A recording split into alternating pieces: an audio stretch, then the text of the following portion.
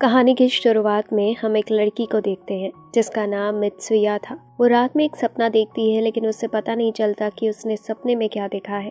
तभी उसकी छोटी बहन उसे उठाने के लिए आती है और उसकी हरकतें देखकर चौंक जाती है। इसके बाद वो मित्सुया से कहती है कि ब्रेकफास्ट रेडी है, आकर नाश्ता कर लो। थोड़ी देर में मित्सुया रेडी होकर बाहर आती है और अपने छोटी बहन और नानी के साथ ब्रेकफास्ट करती है। दरअसल मित्सुया अपनी नानी के घर रहती है, क्योंकि उसकी माँ के बचपन में ही मृत्यु हो गई थी और उसके डैड उसके साथ नहीं रहते हैं। वे सब ब्रेकफास्ट कर ही रहे होते हैं कि तभी टीवी में एक न्यूज़ आती है कि एक उल्कापिंड जिसका नाम धूमकेतु है वो उनके गांव पर गिर सकता है और सब कुछ तबाह कर सकता है। और ये धूमकेतु 12 साल में एक ही बार दिखाई देता है।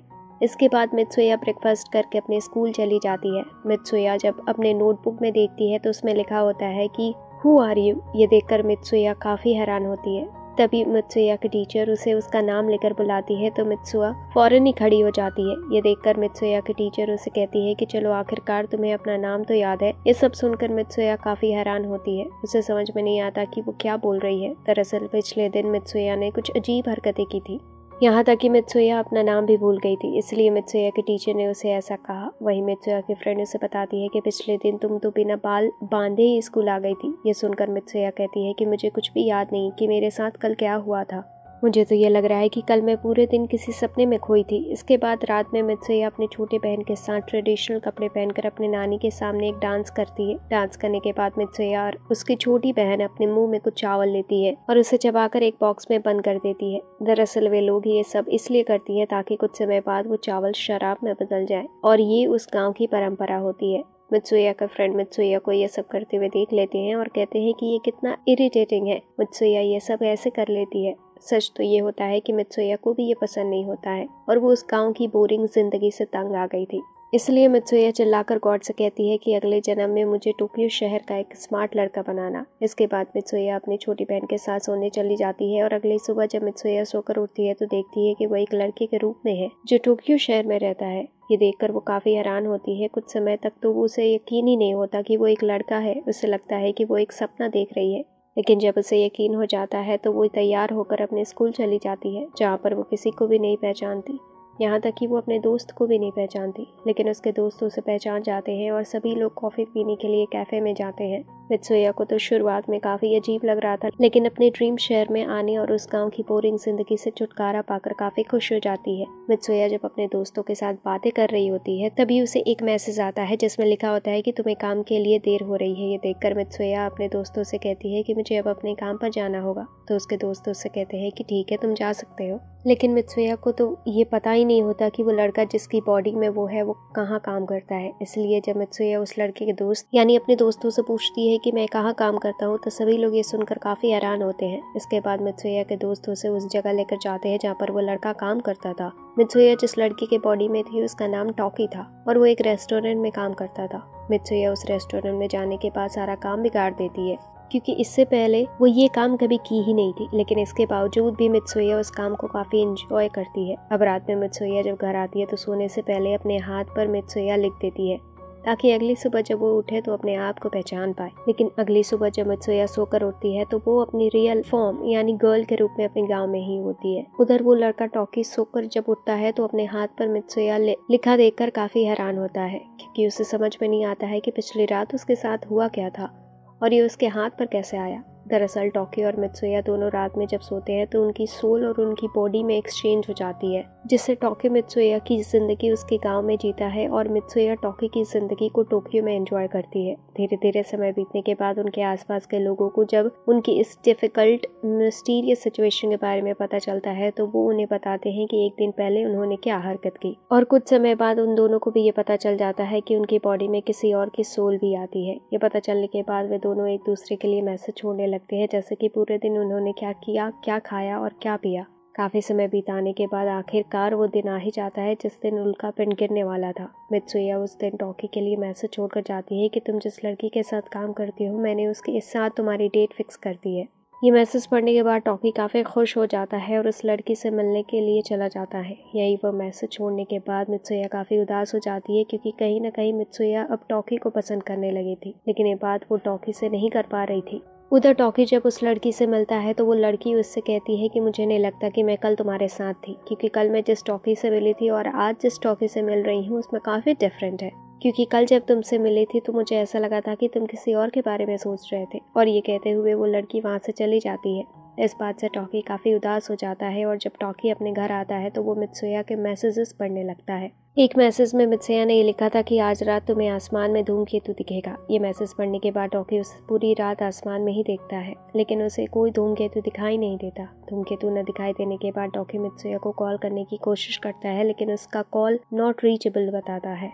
उधर मित्सुया रात में खड़ी होकर धूमकेतु देख रही होती है, जो उसके सामने ही 2 पार्ट में डिवाइड हो जाता है। इधर टॉकी मित्सुया से कांटेक्ट करने की काफ़ी कोशिश करता है, लेकिन वो नहीं कर पाता है। और जब काफ़ी समय बीतने के बाद भी मित्सुया टॉकी के शरीर में नहीं आती है तो टॉकी और भी ज़्यादा परेशान हो जाता है। जिसके बाद टॉकी अपनी यादों के आधार पर मित्सुया के गांव का स्केच बनाता है ताकि वो मित्सुया से मिल सके। मित्सुया के गांव का स्केच लेकर टॉकी अपने 2 दोस्तों के साथ उसे ढूंढने के लिए निकल जाता है। काफ़ी ढूंढने के बाद भी उन्हें वैसा गांव नहीं मिलता है जैसा उस स्केच में था। ढूंढते ढूंढते उन्हें भूख लग जाती है और वे खाना खाने के लिए एक रेस्टोरेंट में जाते हैं। उस स्केच को डाइनिंग टेबल पर रखकर वे लोग खाना खाने लगते हैं। तभी उनके पास एक शेफ आता है और उस स्केच को देखकर कहता है कि ये तो मेरा बर्थ पैलेस है। ये सुनकर टॉकी काफ़ी खुश हो जाता है और वो उस शेफ से कहता है कि क्या आप मुझे यहाँ ले जा सकते हैं। तो ये सुनकर सभी लोग काफ़ी हैरान हो जाते हैं, लेकिन शेफ टॉकी की उत्सुकता देखकर उसे बताता है कि इस गाँव का नाम है इतमुरे और ये 2013 में धूमकेतु गिरने की वजह से तबाह हो गया था और गाँव के सभी लोग मारे गए थे। ये सुनकर टॉकी भागते हुए इतमुरे गांव में जाता है तो देखता है कि गांव धूमकेतु गिरने की वजह से एक बड़ी सी झील में बदल गया है। टॉकी को ये समझ में ही नहीं आ रहा था कि उसके साथ हो क्या रहा है। इसके बाद टॉकी अपने दोस्तों के साथ वापस आ जाता है। वापस आने के बाद टॉकी उस धूमकेतु में मारे गए लोगों की लिस्ट निकालता है तो उसमें उसे मित्सुया का नाम भी लिखा हुआ मिलता है। वहीं टॉकी जब अपने फ़ोन में मित्सुया का मैसेजेस देखता है तो वो गायब हो जाते हैं। ये सब देखने के बाद टॉकी को लगता है कि ये सब एक सपना था जिसका हकीकत से कोई संबंध नहीं है। इसके बाद टॉकी के यहाँ उसकी एक फ्रेंड आती है और उसके हाथों में बंधा रिबन देकर टॉकी से पूछती है कि तुम्हारे पास कैसे आया। तो टॉकी अपने फ्रेंड को बताता है कि 3 साल पहले ट्रेन में मुझे एक लड़की मिली थी जिसने अपना हेयर बैंड मुझे दे दिया। मैं उस लड़की को जानता भी नहीं था, लेकिन फिर भी उसकी हेयर बैंड को लकी समझकर अपने हाथों में बांध लिया। टॉकी के साथ घटी घटनाएं उसे बार बार असलियत जानने के लिए उत्साहित करती है।